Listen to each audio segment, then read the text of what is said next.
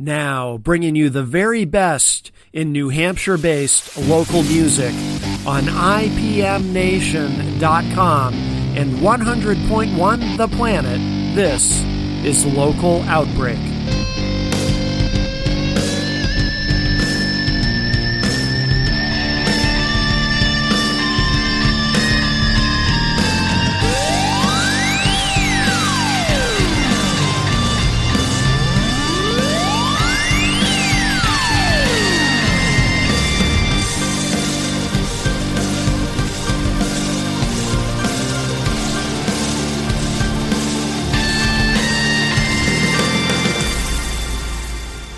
Band Best Not Broken, and we've got a couple of guys from the band here with us. We're going to introduce Eric at the news desk. Welcome. Hello, thank you. Good to see you, Matt. And Carlo on the couch.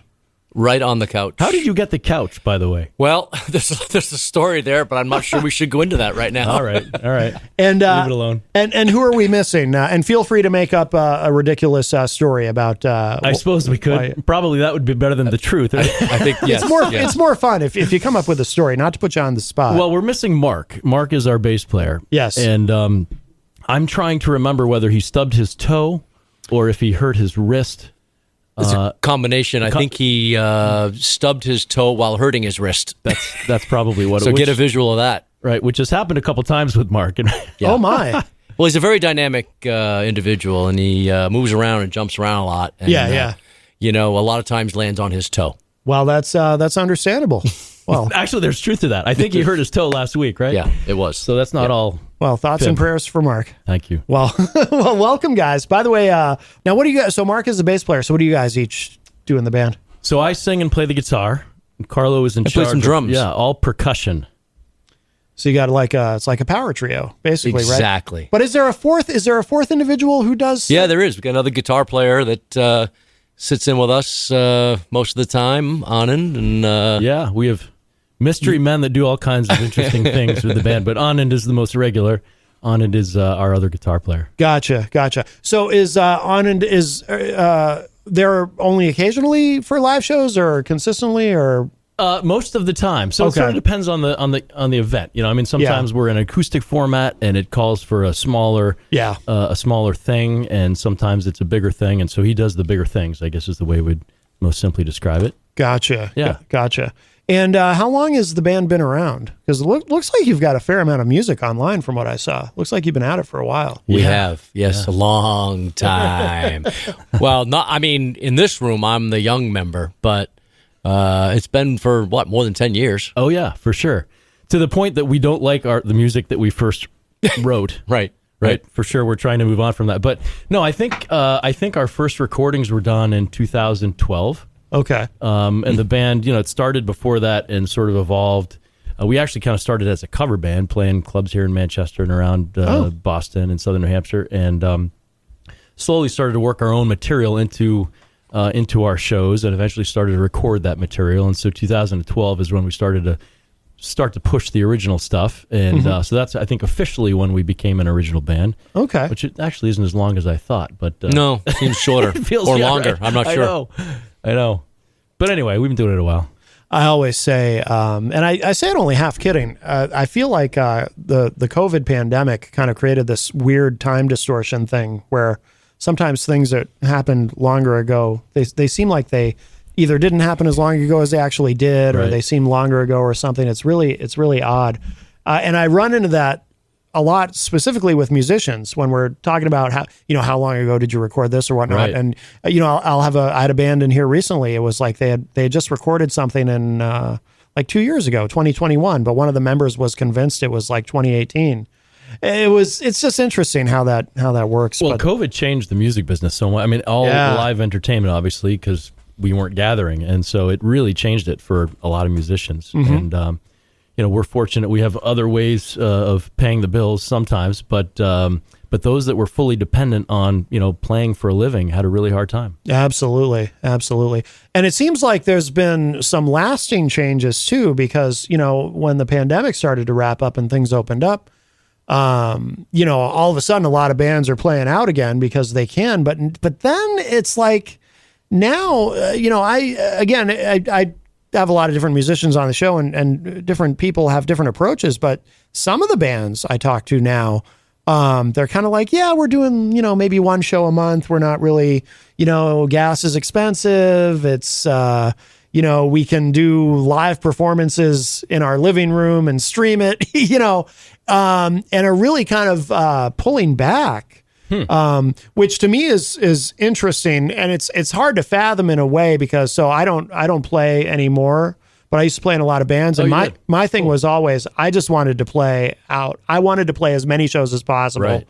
Because being on stage was my favorite thing in the world. Sure, yeah. I just wanted to. That's all I mean, I was in a couple bands where we probably oversaturated because we played so much. Yeah, right. But I wanted to be out there every weekend, and I didn't care if we were playing the same bar 2 weekends in a row, or which not a great idea necessarily, but I didn't care. And but it's interesting now. Some bands are really kind of pulling back, and then there's others who are just playing every weekend and really really trying to still push it. But I think the period right before COVID, who knows what date that was, but that summer season, we were actually very busy. Yeah, we were playing a lot all over the Northeast, touring as far down as Virginia. I mean, we were very very busy, and so we were definitely gearing up for another very busy touring season, and then kapoof. Yeah. But and we certainly haven't returned to that. Like to your point, a lot of bands, musicians have not returned to that hectic schedule of playing out as much as possible, because I think we've all discovered that there's just different ways of getting the music out there for people to listen to, especially as an original band. We have to take advantage of all those methods, and those methods were proven during COVID. We were able to get music to people. We actually did a music video during COVID. That's right, we filmed a video, one of these, hands off, mask on kind of video things for one of our most popular songs. The name Never Next Week. Oh yeah, Never Next Week. And but it was actually a very clever video the way we did it, and I think it'll stand the test of time. And one could look at it and say, oh, that's how they responded during COVID, or one could look at it and say, no, that's just a cool music video. Yeah. It's got two different, I think, shapes to it, which is not exactly what we were going for, but it's how it turned out. Right. So, yeah, it definitely changed the landscape for sure. Yeah, no doubt. Well, I always say, too, we have to, obviously, the pandemic was awful for a number of reasons, but, we have to find these silver linings where we can. And one silver lining is the timing of it. Because if it had happened 20 years ago, or even 10 years earlier than it did, we were fortunate that it happened at a time when we have all this technology. Right. And it kind of forced people to embrace technology in ways that they hadn't before. But some of what we were seeing, like, I saw examples of actually very famous and successful bands doing these, these streams online where they're all at home, but they're playing together, right? And for performances and in lieu of touring, and pretty remarkable stuff. And I feel like if this had happened 20 years ago, before we had things like Zoom and social media and everything, you wouldn't see anything. Probably, yeah. Career ending, probably. Oh yeah. It would have been much worse in that sense. So we're lucky that it happened at a time when we have the technology. Absolutely. And, and it seems to happen about once a century. So hopefully we don't have to go through it ever again. I hope so. We're back, baby. So. Yeah. So you guys now you're playing out a lot, right? Just but not as much necessarily as before the pandemic. Yeah. I mean, we have different reasons. We have, families and things that we have to be respectful of, but we, like you, we love performing, and I think Best Not Broken really throughout our history has been a live band. That's kind of what we are, and unlike some other bands that they can put out material and never play and be okay with that, that's kind of not how we do it. And so we're doing as much as we can. I think we go through spells of being really busy and spells of slowing down a little bit, but that's the nature of the business. But we love every time we step on a stage. Is summer your busiest time? Sure is. Usually is. Yeah. Usually is. I think it starts like in May, goes through September. Yeah. That seems to be the season where a lot of bands are out touring, and so we're either supporting some major acts or performing on our own. I mean, I would say the last, certainly this year and I guess last year too, right? We've kind of kept it a little more regional. We've been more in New England, I suppose, then we haven't really branched out from there yet. Right. But I'm not saying we won't. It's coming, I'm sure. Yeah. But as you said earlier, more selective, maybe. Yeah. Well, the other thing for us is we're in the process. There was COVID wasn't great for us in terms of producing material, and we're in the process of putting a new album out. And excellent. So oftentimes the performances follow the live recordings because you're out promoting those recordings. And so we just released a song like 2 weeks couple ago, weeks ago, which is the first single on our next album, which is called "If It Feels Right." EP, actually. It'll be probably 6 songs on it. Oh, okay. And the rest of it's coming out next month. So there'll be some shows that we do in support of that. Yeah. We've got a fun one coming up. We're going to be with the Smashing Pumpkins up at Bank of New Hampshire Pavilion. Really? In Guilford. Yeah. What is that? It's 2 weeks from now. Couple I guess, weeks. right? Yep. Excellent. Congratulations. Yep. Thanks. Very good. It's funny because back in the day, we all used to listen to Smashing Pumpkins, and we still do sometimes, but our music probably back then was a lot more like them. It's evolved in a different way, and it'll be interesting to see how it goes. Yeah. The folks that are going to see Smashing Pumpkins, but we're going to have fun either way. It'll be good. Have you guys opened for a lot of big acts that have come through?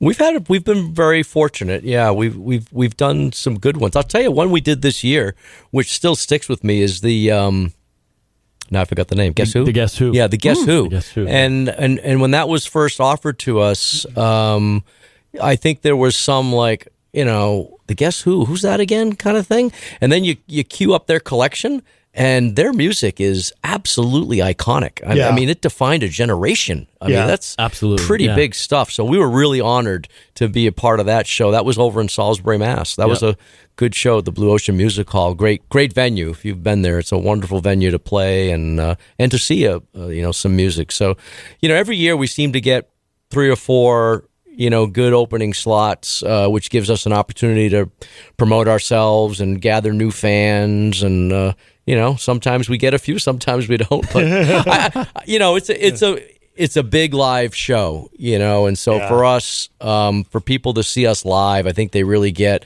a sense of the fun that we're having and the kind of music that we're making, and hopefully get somebody to buy a few records along the way and listen to some music. But it's been good. We've been lucky. You guys have merch you bring to shows? We you do. Have a good amount of merch? We just came out with a fabulous T-shirt. You know why it's fabulous? Because our pictures are on it. We've never done a T-shirt with our pictures on it. Oh, really? And most of the feedback we got was, what in the heck are your pictures doing on the shirt? But no, it's a good group shot. It's a funny. We actually did the photo shoot for it in Manchester. Yeah, right. It was here in Manchester on the old railroad tracks or somewhere up the road here, and it was a cool shot. We always liked that. It was a cool photo, right? So it ended up being on a shirt, and I don't know. We've sold quite a few of them, actually. We have, and the one thing we forgot to do is bring one here today, but that's okay because we're gonna either come back or mail it to you to make sure you have it. Yeah, definitely. Cool. Yeah, it's funny. I was just reading recently about how there was a time when people in the music industry thought, in terms of merchandise, that you couldn't put for a men's shirt. For women it was different, but for men you couldn't put pictures of a male band's faces on a shirt because dudes wouldn't wear a shirt with other men's faces on it. Interesting. This was I'd read something, actually Rolling Stone had something about this from way back, when I was a kid, actually, when Daryl Hall and John Oates, their manager at the time, Tommy Mottola, who went on to do other things, but apparently that was a big discussion in that camp, was do we bother putting out men's shirts with Daryl and John's faces on them, because are men going to wear that? Right. And I guess even to this day people debate about that. But then it's funny because last week I had Andy Klasensky. I don't know if you know him. He's a singer-songwriter from the Seacoast. Cool. He was here, and just coincidentally, he happened to have he was wearing a Michael McDonald shirt with Michael McDonald's face on it, and I didn't even realize it. But at first, and then the subject of Michael McDonald came up, and I was like, "Oh, he's on your shirt," and then and that made me think of that whole discussion of that debate about. I had no idea that ever happened. My favorite album cover ever was the I forget the name of the album, but it was the Police, and their 3 pictures were on it. And actually, we were sort of going for that kind of a thing. Yeah. On this T-shirt, we didn't quite get it, but we made it our own. Yeah.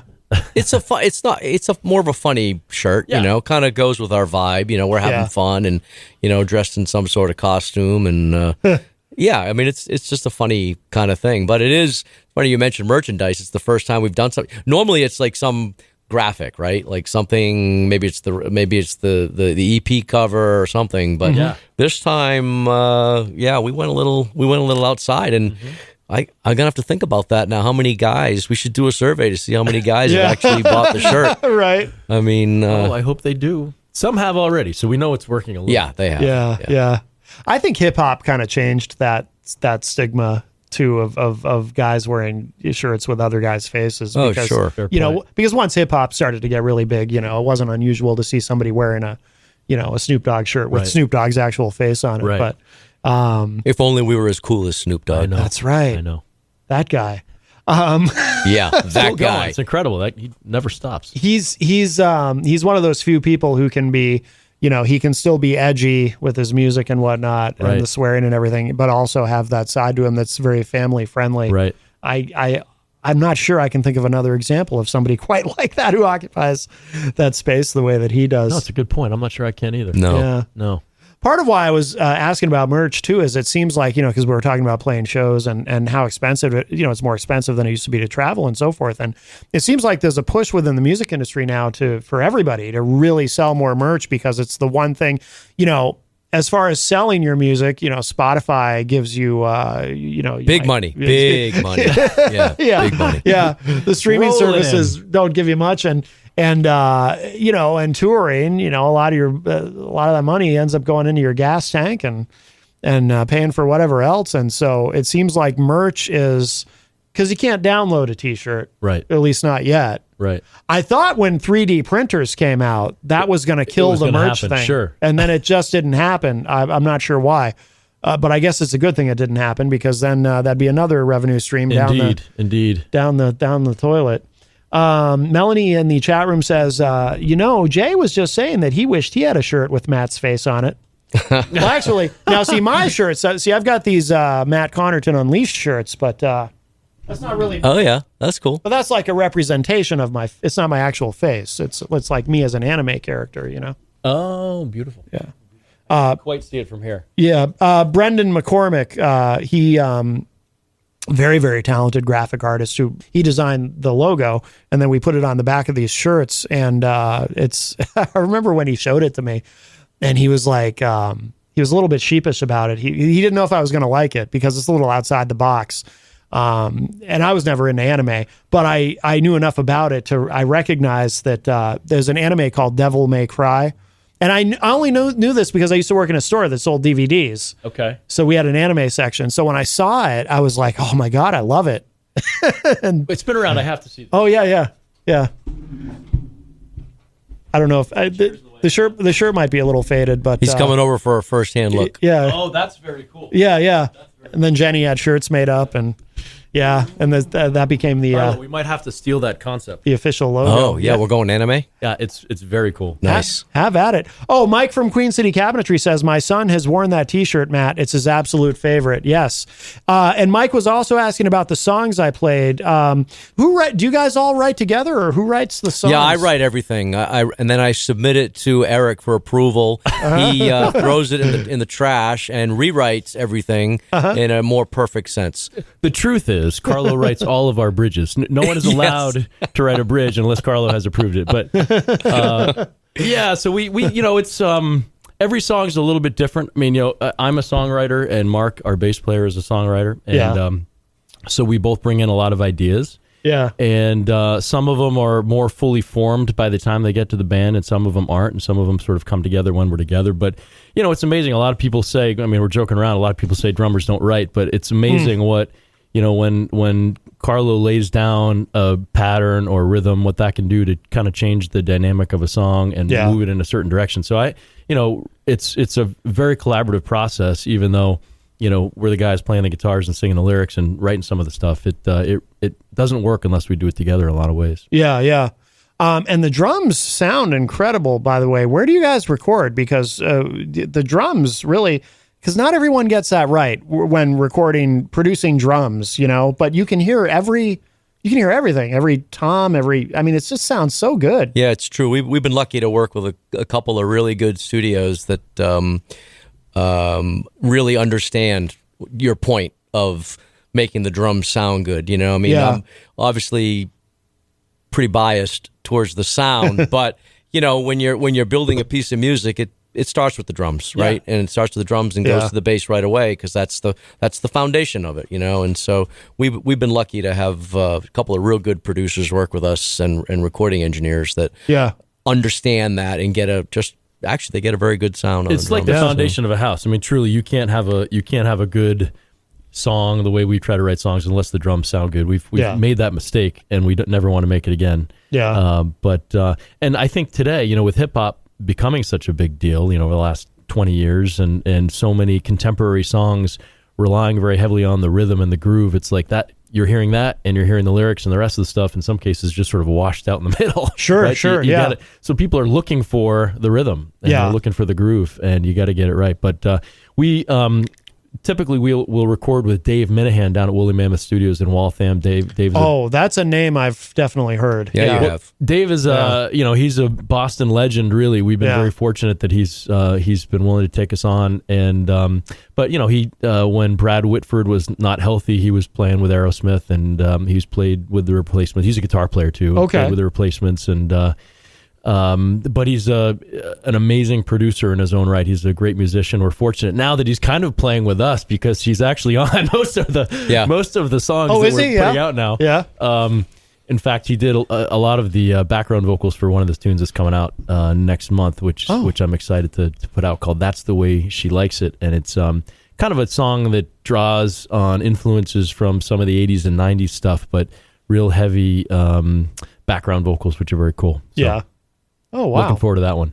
But it starts with the drums. Yeah. It does. Yeah. It does. How did you get to working with Minahan? What's his first name, Mike? Dave Minahan. Dave. He moved to Waltham from the Boston area many, many years ago. And I think it happened because I was reading a story about his move to this new studio.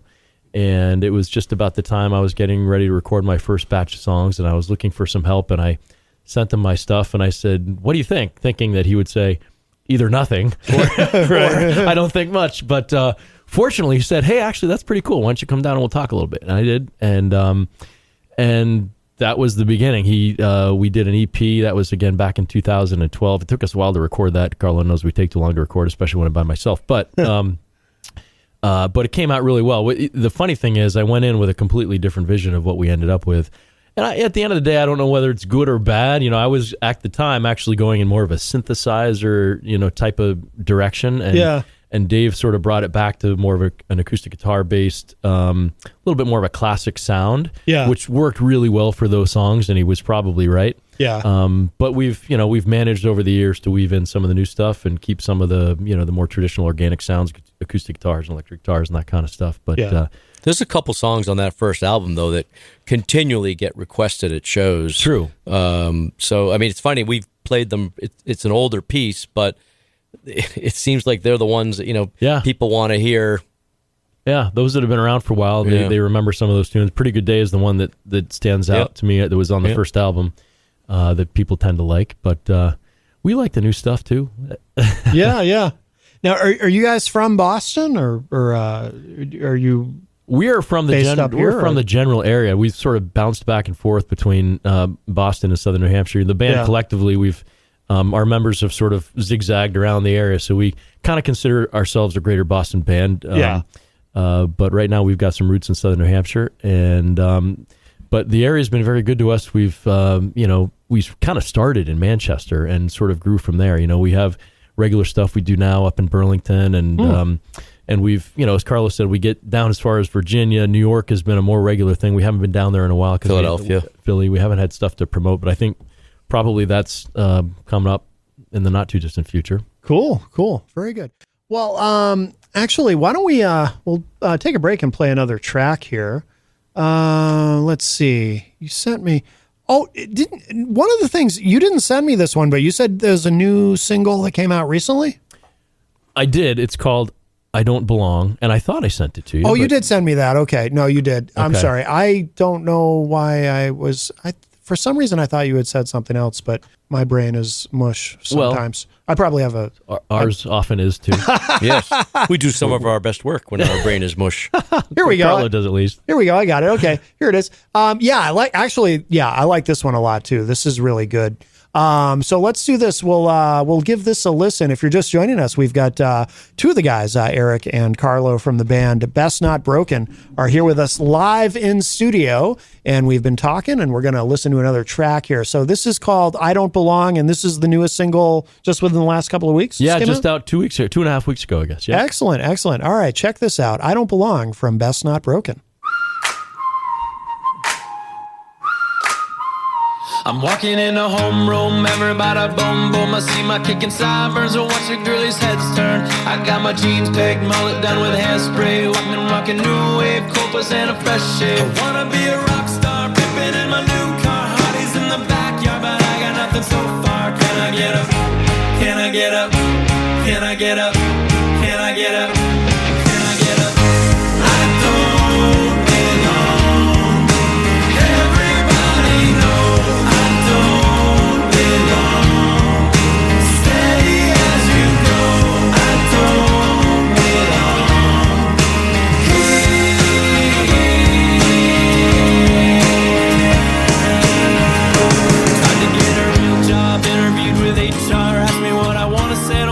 My hair long, put me in a high rise, working with some rich guys, flirted with a Veep's wife, now I'm making French fries. I'm not a quick learn, maybe it's the sideburns like 90210, but at least I made some heads turn. Can I get up? Can I get up? Can I get up? Can I get up? I don't belong. Everybody knows I don't belong. Steady as you go, I don't belong.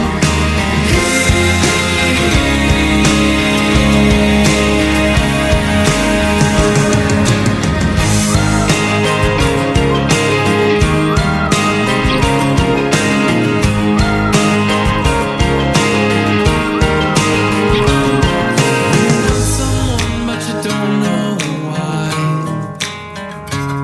And you belong someplace that you just can't find. When you ask for 10, but you just got 9. Hey, everything is fine. I'm just an average guy. Can I get up? Can I get up? Can I get up? Can I get up? Can I get up? Can I get up? Can I get up? I don't belong. Everybody knows I don't belong. Steady as you go, I don't belong.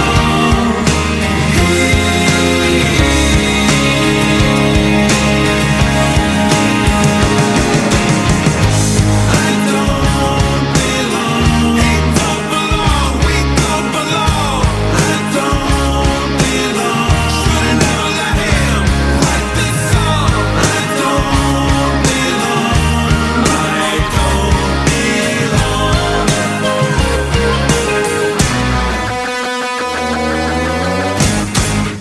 And joining us here live in studio, we have Eric and Carlo from the band Best Not Broken. And guys, that's very, very catchy. I caught myself singing along to it. So that probably happened. I would imagine when you play that at shows, you probably get people singing along, right? It does. It gets a real good response, singing, clapping. I think the video actually, I think people that see the video might be amused because we released a video at the same time. Okay.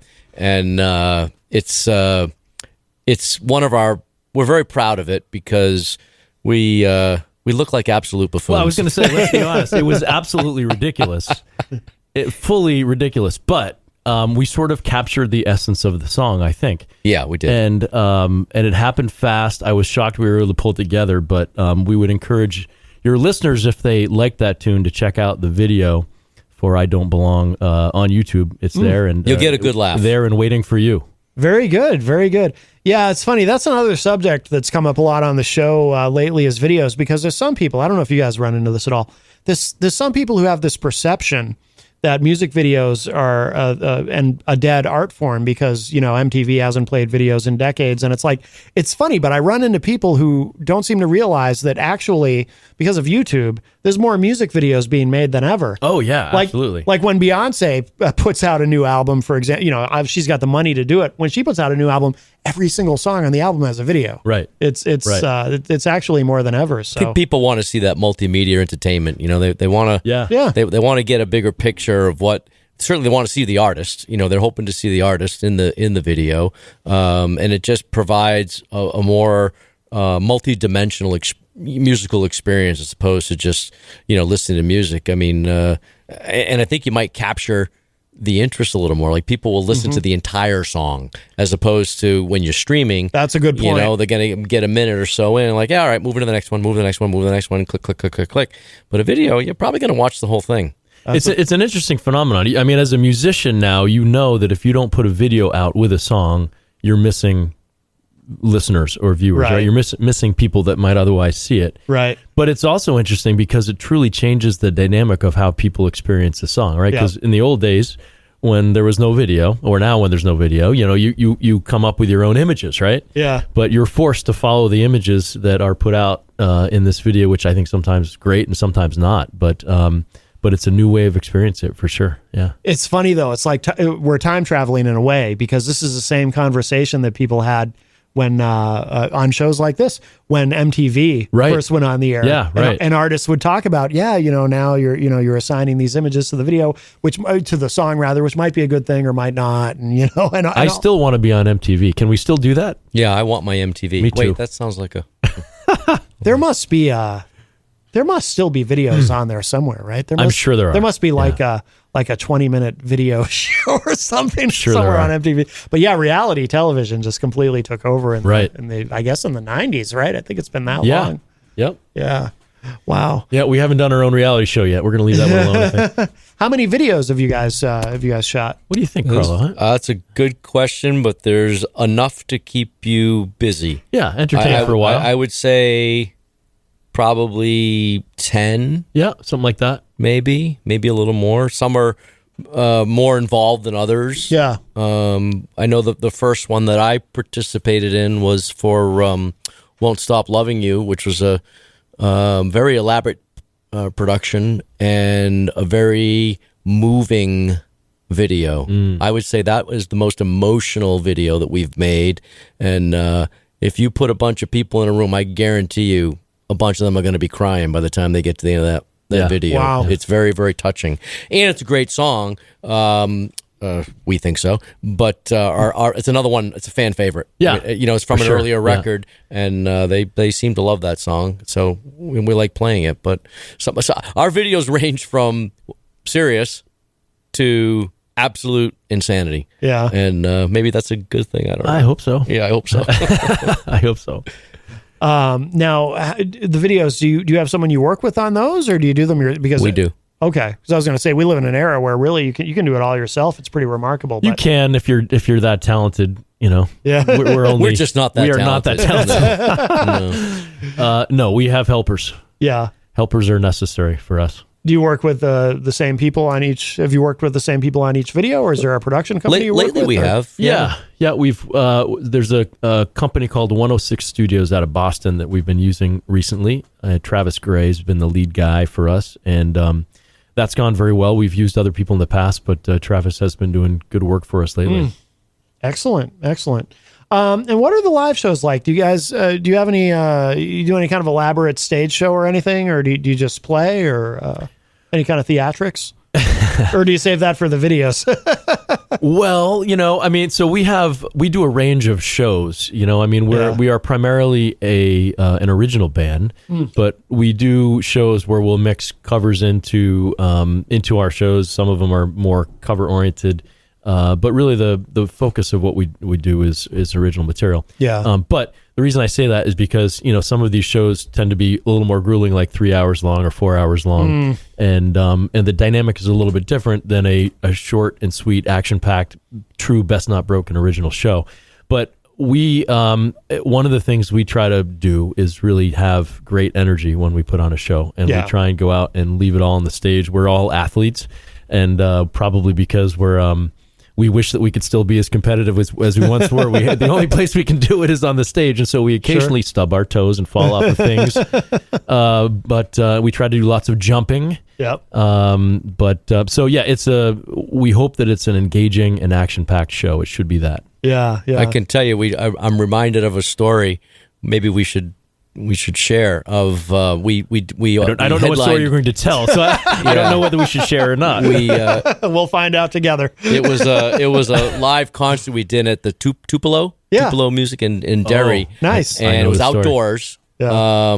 During the period where they were doing outdoor shows, if you remember that, which was very clever, quite frankly. Anyway, we headlined a show, and as Eric said, it's an action-packed show. I mean, the drummer just has to sit there most of the time, but the rest of the guys are moving around quite a bit on stage. And we had a choreographed piece of the show, remember, where we were doing some things. And the point of the story is it was about 150 degrees out, and the sun was hitting that stage, and you're driven by the music and the fan interact. It was a sold-out show, so a lot of people, and you're feeding off that energy, but at some point, it's just not enough. Right. It was so hot out. Yeah. I think we were all feeling a little faint.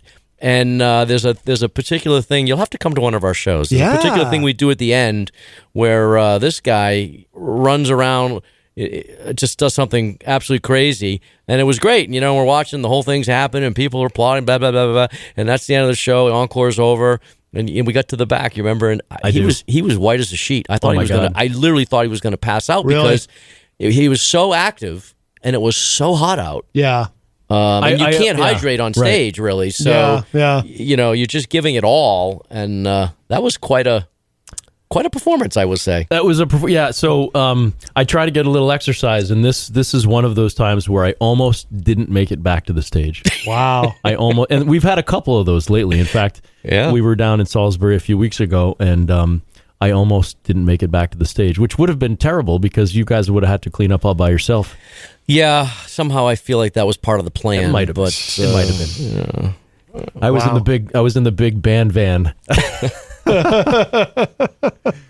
Wow. I always say rock and roll should be sweaty, but you don't want, heat stroke or anything like that either. No, definitely try to keep it as safe as we can. I will tell you, our fabulous bass player who couldn't make it today with his broken toe carries a fan with him every show. Oh, really? Yeah. He has a fan set up because I think he sweats the most of all of us. Oh my God! And this fan is just always running. It doesn't matter. Well, actually, what the truth is, we have levels of fan. I mean, he has his standard fan, but then we have a super hot show. We upgrade to the big fan, and then we can actually double fan if we have to double fan. Oh. I would say that the worst. So the one time when Mark was sweating so much, and there was nothing a fan could possibly do. The video that we shot for the song "Kids," which I think you played earlier, had Mark at the beginning in a kangaroo outfit. And at the end, he had to go because we ran out of time. And so I briefly had to play the kangaroo. Oh. And I put on the kangaroo outfit. And I couldn't feel the outfit because it was mush. It was it was mush. It was sweating probably so the most disgusting thing I've ever felt in my life. God. And so I no longer even will look at kangaroos. But does it make you feel closer to him? Not at all. That you've worn, I try to stay further away. Now that you've worn his his sweat. No, Mark, if you're listening, I'm actually currently trying to get further away from you. Wow, that's funny. Eric, you ever do any radio or voiceover work or anything? Never. I'm sure I'm not the only one who's ever asked you that. I can't be the first one to ever ask you that. It's possible you are. I'm not really? sure. Wow. No, I've never done it. Because you've got the voice. Carlo, doesn't he have the voice? You've got the voice for radio. Yes, you think? Definitely. You've got one of those voices I'm actually jealous of. Because I'm very, I'm able to evaluate myself pretty honestly. I think I know I have a good radio voice, but you have a great radio voice. You've never done a podcast or anything? Never done a podcast. Wow. No car commercials. Narrating car commercials. You should do a car commercial. That would be awesome. That would be fun. Yeah. For real. Definitely do that. Real. Well, we need a hit. Maybe we can find a hit in the auto commercial do like a little jingle, realm. A right? jingle. Like car commercial jingle. Uh-huh. Can you auto tune in radio? Can you live auto tune in radio? No. No, but I just imagine you narrating it.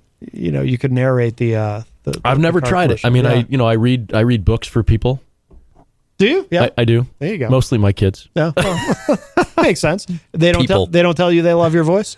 They've never said that. They're usually mad at me because it's bedtime, and it's like, Dad, what are you doing? Right. Don't put us to bed. No, they're used to it. Used to your voice. JFed in the chat says, do you play birthday parties? I think we have done parties. Well, remember the time I jumped out of that cake? Oh, I do remember that. Oh, different story. We do we do private events occasionally. Most of what we do is in support of our music, but we do private events occasionally. Yep. so he's been asking. He's been looking for someone to play his wife's birthday party, Melanie's birthday party. Cool. I believe it's in September. Now the thing is, I should tell you though, in case you do get. You take a commission. I know. No, it's not that. He might try to get you to commit to if you're going to go up there to commit to an ice bath. Oh, So I thought I should mention that just to kind of warn you. all right. That might be part of the deal. Okay. And I don't know. Personally, I wouldn't do it. Hypothermia, things like that. Apparently, there are health benefits, but I'm just worried about freezing to death. So I personally wouldn't do it. But I think I should Interesting. forewarn you guys. Ice bath. Yeah. It's something he does, and he invites people into the ice bath. Apparently. Okay. So just something to keep in mind. Gig/ice bath. Yeah. Okay. I mean, it could come to that. So just so you know. We'll have to get our manager involved. Definitely. There you go. By the way, Miriam Banish in the chat room says, like the harmony, referring to the song that we played there, the single. Cool. Thank you. Yeah. What do you guys? So the vocals, do you guys all sing, or how does that work? I definitely don't. You don't. Oh, okay. No, he's being modest. He does okay. actually sing. In fact, we've had some gigs where he'll take the lead and do some crazy stuff. But truth be told, the harmonies are actually a very important part of our sound. And Mark and I really enjoy writing harmonies and singing harmonies, and that's something we focus on, and it's part of most of the songs that you hear Yeah. from us. No, I noticed that. But Carlo, you sing live with the guys, I assume, or? Very seldom. Oh, really? Okay. All right. I've got a lot of work to do. I'm very busy back there. He is a busy guy. Yeah. Yeah. Yeah. Well, that's the thing. I had a band on recently with a singing drummer where the drummer did the lead vocals. Yeah. And that's something you very rarely see. Uh-huh. But it's such a physical instrument. So to have to play drums and sing, even just doing backing vocals, it must be. It's got to be hard to do. 'Cause I you're think it using- would be tough. I don't know. Honestly, I don't know how they do it. They sing a lot. Yeah. And I don't think I could do it. Really? I don't think I can do it. Yeah. Number one, I don't think I can sing well, and but it's a lot of work, to keep focused on that, and just have the musician stuff just kind of happen automatically, so you can focus on the singing. It's quite a bit of work. It's impressive. Yeah, absolutely. They're quite talented, those two. Yeah. Anna and I just sit back and play music. We had a show, actually. It was actually at Blue Ocean Music Hall where we featured Carlo and Anand singing. That's right, we did. Who was that? I think that might have been when we were with the Gin Blossoms. Gin perhaps. Blossoms, I think it was, yeah. And actually, that was the last show where we ever allowed them to sing publicly together. Imagine that. Really? Yeah. So that should tell you something there. You guys played with the Gin Blossoms, huh? We did a few shows several with those shows with guys. them. Really? Yeah. Yeah. Several. Yeah. Yeah. I can see that. I can see that being a good. Yep, it's a good pairing. fit. Yeah. Good fit. But I guess too, though, with your sound, I mean, there's probably a lot of different bands you fit well with. I would think, your sound it's very accessible, very radio friendly, but also Sure. there's a mix of influences in there. The song "Kids" is like I said, I opened with that today. That's so catchy. But it seems like everything is, it's very sort of, you've got those sing along choruses that really hook people in. And who can you tell me who's a band that you've are there any bands that you've opened for that were kind of maybe you went into it thinking, I don't know if we fit? Has there been any kind of an odd match that you've had with a band that you've opened for? Well, yes, I would say so. So I think Smashing Pumpkins will be interesting because the more I listen to them, the more I realize that they're much heavier than than really we are now. Back in the day, we were writing more rock-oriented stuff, and now I kind of consider our stuff sort of indie pop. Yeah. And so it's veering away from that. So it'll be interesting to see how that goes. But, we used to occasionally play Bike Week, and we've never been a biker band, right? And we went up there thinking they're going to throw us out of here, and actually there are a lot of people that dug our stuff. So I've learned you can't make that judgment going into it. But Probably the other one that was a weird fit was Jason Derulo. Oh, no kidding. Yeah. It was a long time ago. Yeah. But we were asked to come play with him, and it was just as he was like, at his prime, and it was weird, but it sort of was fine. It sort of went okay. Like, I can see it working though. Can you? Yeah. Because I'm trying to think now. Oh, I'm drawing a blank. What was his really big hit? I don't even remember. Because No, I think I don't know. He had more than one single that did well, but there was one that was huge, and I can't remember what it was now either. That he had a short shelf life. I think did. He had come and gone pretty quick. He did. But I can see that working. Because again, your sound is so accessible that obviously a lot of different kinds of people are going to like it. Is that something you do consciously, like in terms of writing and recording the music? Is it, do you consciously try to make songs that with good hooks and big sort of sing along choruses? I think that every songwriter probably gravitates to something. There's something that as you're noodling around on your guitar or humming melodies or whatever it may be, there's something that catches you about it. Yeah. And I find for me, it's, I think I grew up listening to pop radio and, from all eras, I enjoyed all of it. And so I think those melodies stick with me. And those are the things, I find I won't write a song unless I feel like there's a catchy melody that's going to draw you in somewhere in the song. And so that's usually the basis of it. And then you try to build around it. Well, we are approaching the end of the show. I do want to get one more song in at the end, but guys, this has been wonderful. Thank you both so much. Thanks you for having us, Matt. Yeah, absolutely, much appreciated. Absolutely. And what do you want to make sure our listeners know about where to find you online, social media, anything, website? We are everywhere. We get that question sometimes, where can I find your music? And I think my answer is where can't you? I mean, you should be able. We're literally on every streaming platform. We're on YouTube with the videos. We've got our website, bestnotbroken.com. Bestnotbroken.com, yeah. That's kind of headquarters. I'm trying to think of what else. All the basic stuff. I mean, we're probably most active on Instagram and Facebook and that kind of stuff, and we keep updates on our hit website. us up on Instagram. Yeah. We'd love to, have somebody, make a comment. We like responding and interacting with our fans. It's great fun for us, and if you've seen us at a show or you want to see us at a show, give us a little shout out and we'll let you know what's going on. Mm-hmm. Absolutely. And do you have any shows coming up this weekend that you want to plug? We're in Vermont this weekend, right? Yeah, we're playing up in Burlington, Vermont, a place called Red Square. It's an outdoor show. Get there early because it fills up fast. Yeah. And especially if the weather's nice, I should say. If it's raining, true. Doomsday. Yeah. But it hasn't rained much this summer, so we should be okay. That's why Carlo is wearing his red shorts. He has these on all week, same pair. Yeah. He can't take them off until the show. That's our deal. Oh, Yeah. wow. Alrighty. Well, that's your business. It is. Oh, Matt, you have to close with that, right? Sure is. Absolutely. Guys, thank you again so much. Mike from Queen City Cabinetry says, awesome guest today, Matt. Thank you. Guys, thank you so much. And we will end with this track. This is called Lowlights. This is kind of a little darker. Yeah, it's a different tune. This is a Mark tune. This is one of the new singles that's coming out on our new EP. Very good. Oh, when is that out, by the way, the EP? Well, it was supposed to be soon, and it's been pushed back a little, but I would expect it shortly after Labor Day. So check our social media. It won't be long. Excellent. All right, so we're going to end with this. This is, thanks again, guys. And this is Lowlights from the band Best Not Broken. Check this out.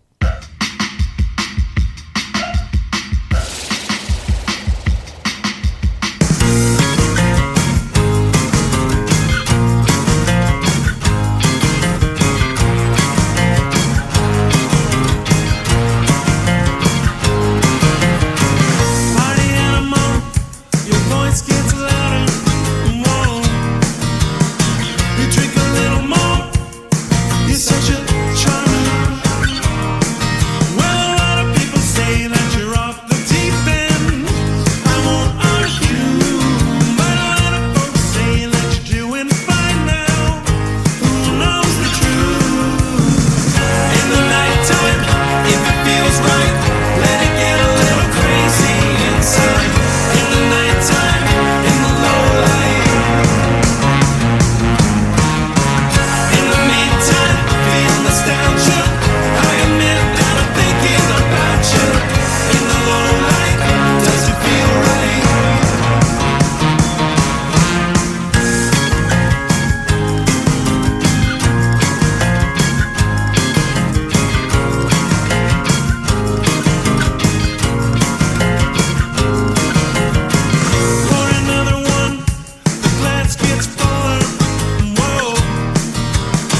and then it empties out if you want another.